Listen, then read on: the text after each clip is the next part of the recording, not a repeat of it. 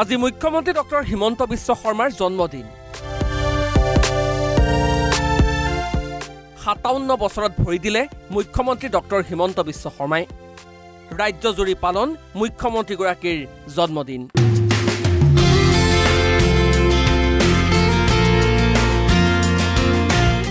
বৰ্ণাঢ্য কাৰ্যসূচীৰে ৰাজ্যৰ প্ৰান্তে প্ৰান্তে উদযাপন কৰা হয় মুখ্যমন্ত্ৰী ডক্টৰ হিমন্ত বিশ্ব শৰ্মাৰ জন্মদিন।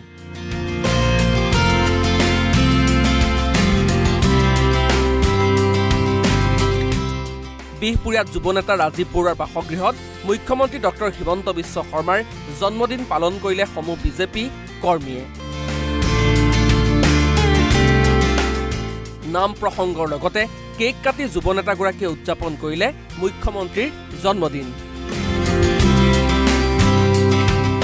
সন্মানীয় অসমৰ মুখ্যমন্ত্ৰী হিমন্ত বিশ্ব শৰ্মা ডাঙৰীয়াৰ আমি জন্মদিন উদযাপন কৰিছোঁ আৰু এই জন্মদিন উদযাপন আমি প্ৰথমে নাম প্ৰসংগেৰে ৰাতিপুৱা আমি নাম প্ৰসংগ কৰিলোঁ। ৰাইজৰ লগত থাকি আমি নাম প্ৰসংগ উদযাপন কৰিলোঁ। তাৰপিছত আমি মত বিনিময় বিহপুৰীয়া সমষ্টি প্ৰত্যেকখন গাঁৱৰে এজন হ'লেও আমি ব্যক্তি ইয়ালৈ আমন্ত্ৰণ কৰিছিলোঁ আৰু আমন্ত্ৰণ কৰি এটা সুন্দৰ বাতাবৰণ সৃষ্টি কৰিছোঁ। গৌৰীপুৰতো এক ব্যতিক্ৰমী ৰূপত উদযাপন কৰা হয় মুখ্যমন্ত্ৰীগৰাকীৰ জন্মদিন।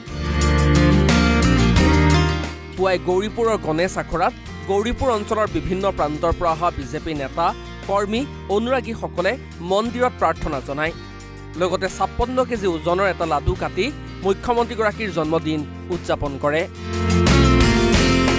আজি গৌৰীপুৰৰ পবিত্ৰ গণেশ আখৰাত আমাৰ গৌৰীপুৰৰ মণ্ডলৰ সৌজন্যত আমাৰ মাননীয় মুখ্যমন্ত্ৰী আজি জন্মদিন। এই জন্মদিন উপলক্ষে আজি ৰাতিপুৱা আমাৰ এই গণেশ বাবাৰ ওচৰত পূজা ভাগ আমি আগবঢ়াওঁ আৰু পূজা ভাগৰ লগতে আমাৰ যিটো গণেশ বাবাৰ চবতকৈ প্ৰিয় বস্তু আছে লাড্ডু, আমি আমাৰ মাননীয় মুখ্যমন্ত্ৰীৰ 56তম জন্মদিন হিচাপে আমি 56 কেজিৰ লাড্ডু ইয়াত গণেশ বাবাৰ ওচৰত উৎসৰ্গা কৰি আমাৰ মাননীয় মুখ্যমন্ত্ৰী কৰ্মযোগী মুখ্যমন্ত্ৰী দীৰ্ঘায়ু আৰু সুস্বাস্থ্য কামনা কৰি তেখেতে যাতে অসমৰ জনসাধাৰণৰ যিধৰণে সেৱা কৰি আছে এই সেৱা ৰাইজৰ হিতাৰ্থে আৰু যদি বেছি কৰিব পাৰে তাৰ আমি কামনা কৰি আৰু কাৰ্যকৰ্তাসকলে তেখেতক মংগল কামনাতে আজি আমি ইয়াত পূজা অৰ্চনা আগবঢ়াম।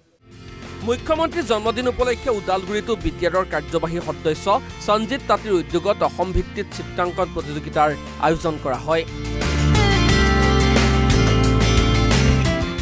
মাজুলীৰ বিধায়ক ভুৱন গামৰ বাসগৃহতো মুখ্যমন্ত্ৰী ডক্টৰ হিমন্ত বিশ্ব শৰ্মাৰ জন্মদিন উদযাপন কৰা হয়। হাটশিঙিমাৰীতো বিভিন্ন কাৰ্যসূচী হাতত লয় বিজেপিয়ে। জিলা সদৰত চাফাই অভিযান চলাই জিলা চিকিৎসালয়ৰ শতাধিক ৰোগীৰ মাজত ফল-মূল বিতৰণ কৰে বিজেপি কৰ্মীসকলে।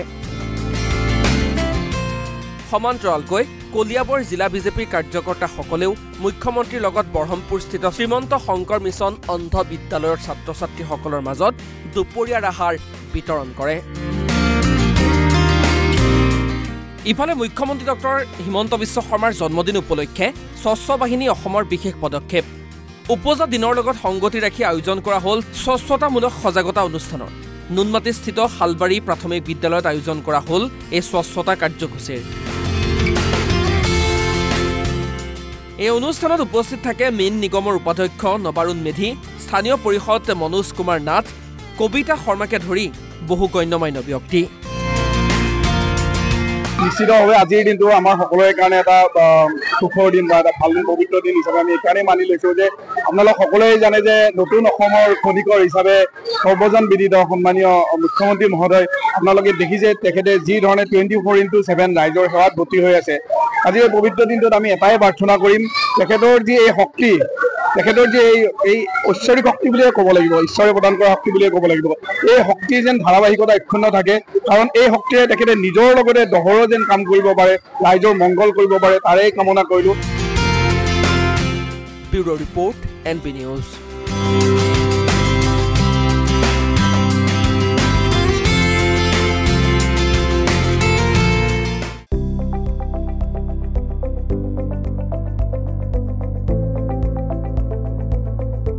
NB নিউজ, সহজ সৰল ভাষাত নৱভাৰতৰ কথা।